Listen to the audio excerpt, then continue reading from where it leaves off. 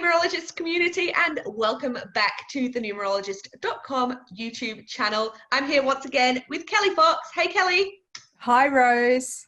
And today we're going to be talking about the full moon in Aries, which is on the 1st and 2nd, well, 1st or 2nd of October, depending on where you are. So Kelli, what has this full moon got in store for us? So this full moon, this is our annual Aries full moon, and it's very much about a take charge, can do energy. And more so because there's a T-square from this full moon to Jupiter, and Jupiter is a planet of inflation or excess. Now, the other thing that I was just looking in my ephemeris here is that Mars is the ruling planet of Aries. And so Mars is currently retrograde. So that ties into this full moon. So we've got the T-square to Jupiter, and then we've got the ruling planet of this full moon being retrograde. So let me break that down. So a full moon is when the sun and moon are opposite each other and the earth is in the middle. And so that's all about a tug of war, if we could think about it like that. There's a push-pull effect with a full moon. Full moons are always like lighting up the dark night sky. It's basically like a giant mirror, a giant flashlight up in the sky, and it shines the light where the light has never been shone before. So in this instance, because it's in Aries, you know, Aries is the fearless leader of the zodiac. Aries is the brave warrior. Aries is the frontline responder. Aries, I always think of Aries as being very much our, firefighters. They go in where everybody else fears to tread. Fire, you know, Aries is literally a fire sign, and here are these firefighters. So I always think about the Aries energy of that, and especially because, you know, as I said, the ruling planet of this Aries full moon is Mars, and Mars is retrograde. So what that tells us with the involvement of the ruling planet being retrograde is there are going to be some lessons we need to learn from the past. That's really what retrograde planets are about. A lot of times the energy of the planet, and in this case the full moon, the emotions, we have to go internal to really get to the guidance that we're asking for or that we're seeking, or find the answers internally. I mean, we always do anyway, but in this instance, you know, with the T-square of the full moon, which is the sun and moon opposite each other, then they're both forming a very challenging wide square aspect to Jupiter, planet of excess. And I'm using a not so positive keyword in this instance because it's a square or a T. So what that means is that there's going to be inflation, you know, take care with over-exaggeration, overdoing something, anything that starts with an over, like O-V-E-R. It's sort of like if you're overdoing it, overanalyzing, overeating, overindulging, that's what this full moon might be about.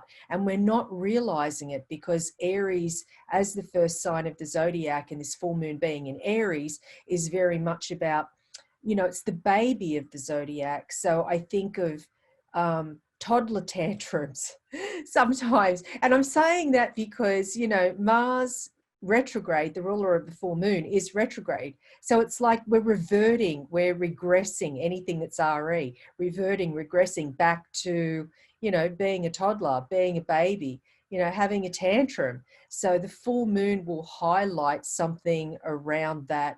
And Jupiter, with that T-square from the full moon to Jupiter, is all about, you know, like exaggerating or just amplifying or inflaming something.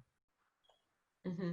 And it's funny you mentioned tantrums, because when I think of Aries, I think, you know, it's bold and it's empowered and it's, you know, but there's also a bit of a fire. Well, it is a fire sign, so there's also a bit of a fiery sign. And I'm not sure if Mars retrograde is still in Aries at this point.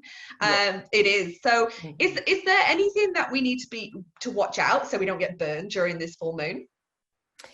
Have patience. I think that really is the key here, because the full moon in Aries can be very impatient. and especially with that Mars retrograde in Aries, very impatient, frustrated, angry, upset, wanting to take that step forward, but not quite being able to.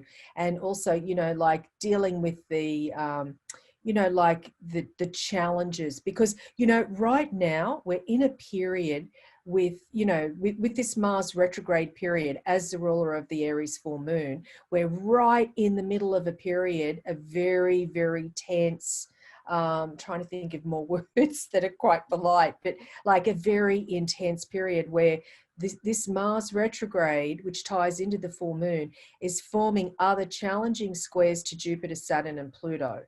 So what that means is that dealing with higher ups, authority, or parents, or teachers, or leaders, or whoever, it's going to be very frustrating if we don't pick our battles wisely. I think that's probably like the crux of what this whole energy is about. It's like confrontation at this time is really a bad idea, no matter what sign you are. But if you're a cardinal sign or have any planets in the cardinal signs, and that's Aries, Cancer, Libra, Capricorn, that's more applicable to you, because it's about take care with confrontation. And if you can't get what you want, remember toddler tantrum, if you can't get what you want at this time, you know, just have the patience of the Mars retrograde, which will have us be impatient.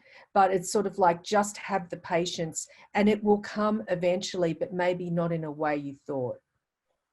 And correct me if I'm wrong, but I feel like, you know, there's always a choice to be able to use that energy for good or use it to fly off the handle. So, you know, sort of bringing that down and harnessing it will be, you know, the way to win this full moon. And it's going to be tough because we've got a hair trigger. So at this time, with all these energies going on, not just a full moon, but everything else connected to it. So it's like, try not to shoot from the hip or spontaneously combust in some ways. It's sort of like, you know, just take a step back and have the patience and perseverance. And that's what these outer planets are teaching the retrograde Mars, and the Aries full moon, is to just slow down and have patience. You don't have to respond now. You don't have to do whatever it is right now to get that result. It might pay off to wait and, you know, get what you want eventually from waiting. Absolutely. Well, awesome tips there for the full moon in Aries, Kelli. Thank you so much. Numerologist community, make sure you join us for the next one, where we'll be talking about the new moon in Libra, and that's on the 16th of October. So see you then. Thanks again, Kelli. Thanks, Rose. Good to see you. Thank you so much for watching this video. Make sure you subscribe to the channel for more readings and forecasts every single week. Head to the description now for your free numerology reading and to view our latest blogs.